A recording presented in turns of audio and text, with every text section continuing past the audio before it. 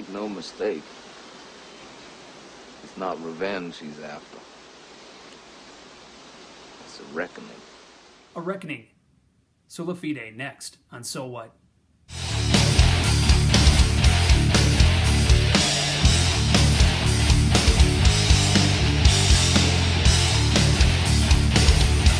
Hi, I'm Chris Dorman. And I'm Don Waite. Welcome back to So What?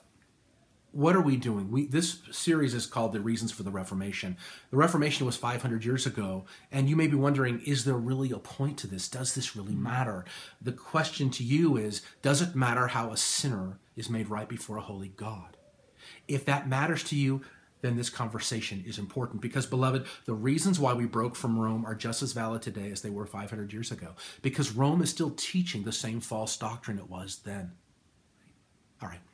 So, but before we're going to look at justification by faith alone and by grace alone. We're going to unpack all of that in the coming weeks. But before we do, beloved, there are some terms that we have to define. There are big words in the big theological terms that have to be understood for us to understand salvation. Big words like expiation, Propitiation. reconciliation, Satisfaction. imputation. Big words. What do they mean? Do they matter? Are they relevant? Do we care? We should care. We should care. Today we want to look at one of those big words. We want to look at the word imputation. Imputation means that you're taking something and putting it to a man's account. What we're talking about in terms of our justification is the idea that Jesus' perfect obedience to the law, his righteousness, is now put to the account of a sinner. Yes. A man who does not perfectly obey the law. A man who is actually at enmity with God. How is the man made right? Because a foreign righteousness is imputed to his account. It's credited to him. Now Rome... And on that basis, God declares him just. On the basis of Christ's perfection, his obedience to the law. Rome would say, no. At baptism, you are infused with righteousness. You are made righteous. Yes. The idea of a foreign righteousness put to your account is a legal fiction. The person must themselves be righteous, Chris. That's right. That's right. That's Rome's position. And so your righteousness is your own, and you actually are responsible for it. You are responsible for maintaining your righteousness, your justification. You are responsible, personally responsible, for maintaining your right relationship with God. That's why you can lose your salvation. You can fall in and out of favor with God. The peace of God that we looked at last week in Roman Catholicism, there is no such thing, because you can fall in and out of justification. You can fall in and out of peace with God. And Paul says you are justified, past tense in Romans 5:1. Therefore you have peace with God. It is the possession of the Christian. We've looked a couple times at the angst that Martin Luther experienced, because Martin Luther believed that his eternal destiny depended on his own personal righteousness. Right. He was trained as a lawyer before he entered the monastery. So he understood right and wrong. He understood crime and punishment. He understood that God was holy and that he was not. And even his very best works couldn't possibly propitiate, which we'll look at later, how he could possibly propitiate the wrath of God by his piddly little penances. And so he was tormented. So he literally tortured himself to punish himself. Such bondage, that he could be right with God. But when he uncovered this truth, when he recovered this truth of the imputation of Christ's righteousness, Martin Luther said he was set free. Well, what does it mean? Rome says it's a legal fiction. Rome says it's not true. Rome says it's not biblical, it's not historical. It's a lie, and it's a damnable lie. Is it?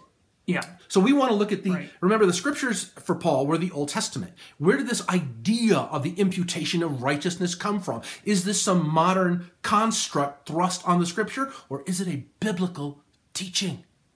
Right. We have to get our arms around what was in Paul's mind when he used the term, right? Because ultimately he harkens back to the Old Testament scriptures to make his case. That's right.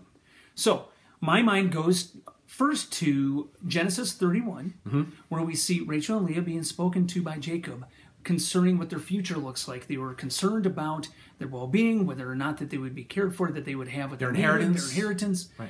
And he said, well, you go back to your father. And he said, but they said, well, no, because doesn't he treat us or consider us, reckon us as foreigners? And not his own children? Legally, is he going to treat us as his natural children, or will he legally treat us as foreigners and therefore not entitled to certain benefits? Same exact word being used there. Right. So they are his daughters, but they're treated as foreigners. Right. Okay. In Leviticus 25, this is a section of Scripture where Moses is talking about the year of Jubilee. And as you know from your study of the Old Testament, in the year of Jubilee, every 50th year was a time of celebration, and it was a time of certain legal obligations. One of those obligations was the returning of land. So every 50 years, if during that 50 years someone sold land, it had to be returned to its original family so that each clan maintained their possession of their great inheritance. Well, in Leviticus 25, Moses tells us that if you buy a house in a walled city and the family of origin doesn't try to redeem that property within a year, even in the year of Jubilee, it stays the property of the person who bought it. It does not go back to the family of origin. However, if a house is in an open field, it is to be legally treated, reckoned, considered as open field. It's still a house. Still legally a house, it's still a structure with four walls and a roof, but it is to be legally treated as open land, and it goes back to the original family in the year of Jubilee. Okay? Now, a couple of Old Testament passages, big deal. When Paul is talking about justification by faith alone, there is one Old Testament passage that he relies on, and he hangs his entire argument on. Genesis 15:6.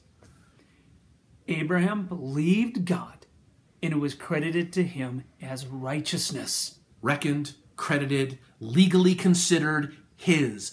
Abraham was declared righteous by God. Righteousness was imputed to him, credited to his account, because he believed God. It's the same word that we looked at with Rachel and Leah, same word in Leviticus 25. God makes the declaration before circumcision, before any law was given. That's right. Right? He was not being religiously persistent in his pursuit of the law. No. There was no law. He believed God. And God declared him just. Right. That's the principle. And when Paul is talking about justification by faith alone in Romans 4 and Galatians 3, it's this passage, Genesis 15:6, that he bases his entire argument on. A justification that is by faith alone. That's the key.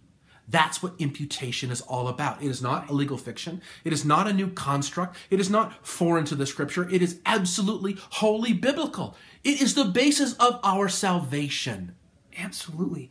Our sin is imputed to Christ. Christ's righteousness is imputed to us. And now we have peace with God. That's right. That's right. We do not strive to put ourselves in God's favor because we are clothed in the righteousness of Christ. We are in God's favor.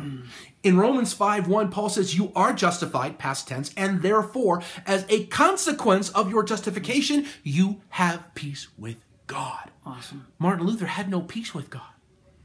Until he understood that the righteousness was not his own, but it was Christ's.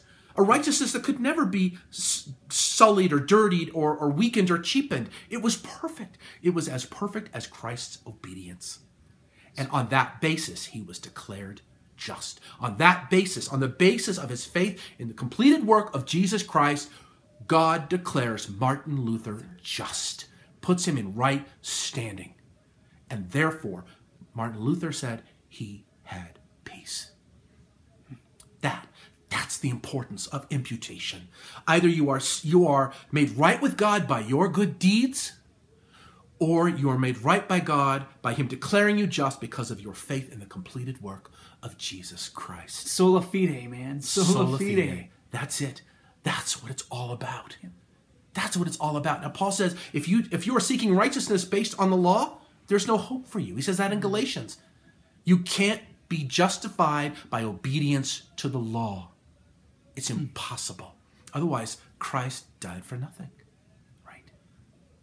Peace with God. That's what we're talking about. That's imputation, beloved. Beautiful word, Chris. And it is our hope. That's our hope.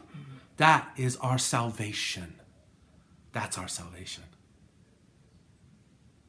Thank you for tuning in, my friends, and I'll talk to you next week. See you soon.